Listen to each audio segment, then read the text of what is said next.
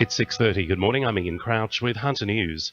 The New South Wales Transport Minister is standing firm on cutting the Newcastle rail line despite yesterday's protest. More than 2,000 people rallied in the CBD demanding the government retain the line as it is. However, Gladys Berejiklian says the issue has been debated for more than 20 years and the rail line will be truncated at Wickham on Boxing Day. Court today for a 31-year-old man following a tense standoff with police near Newcastle railway station. The man called police to Hunter Street requesting assistance at about 6 on Saturday night. However, it's alleged he pointed a handgun out the window of his silver-coloured Nitro Dodge four-wheel drive. A 26-year-old woman was a passenger in the vehicle. Siobhan McMahon from police headquarters says the man allegedly drove away and a pursuit was initiated. At the intersection of Scott and Watt Street, the four-wheel drive stopped and the 31-year-old driver was arrested. The woman who knew the man was uninjured as a result of the incident. The man was taken to Mater Hospital for assessment before being taken to Newcastle Police Station.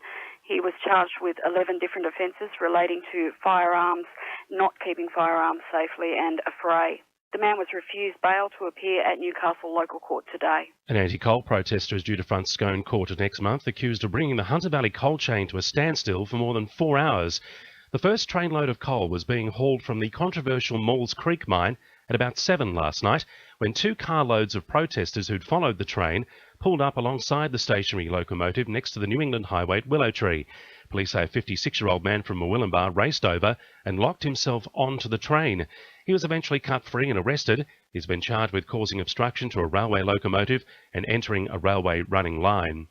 To combat the new Dr. Google phenomenon, the Hunter Alliance has developed a new resource to help patients find reliable advice. The website, patientinfo.org.au, offers a trustworthy alternative to the questionable results often found when searching for an online diagnosis.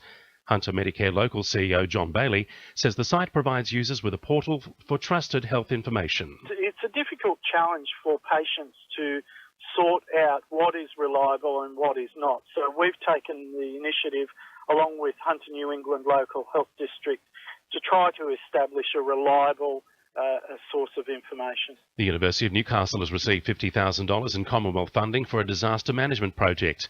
It's part of a $6 million funding announcement for the higher education sector.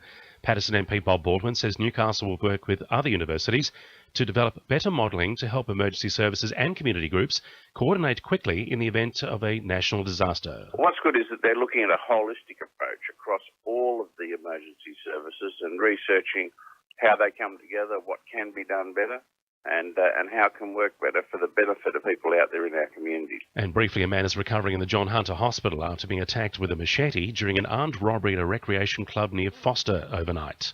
Now with sport, Belinda De Los Aris. The Newcastle Jets' winless streak has officially hit double figures on the back of Friday's 2-0 loss to Perth Glory.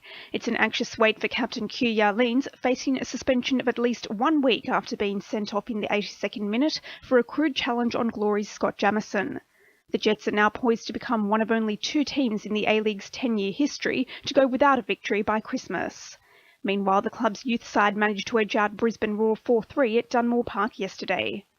Former Australian board champion Lyra Richardson is celebrating after becoming the only Hunter Surf lifesaver named in New South Wales' 24-person rep squad following the weekend's state interbranch titles. But her appearance failed to clinch Hunter a coveted podium finish, with the team registering its 14th straight 4th placing. And Lake Macquarie sailors Nathan Outteridge and Ian Jensen have added another gold to their medal count after taking out Saturday's ISAF Sailing Board Cup in Melbourne. That's sport. I'm Belinda De Los Aris. To NURFM News Time 26 to 7.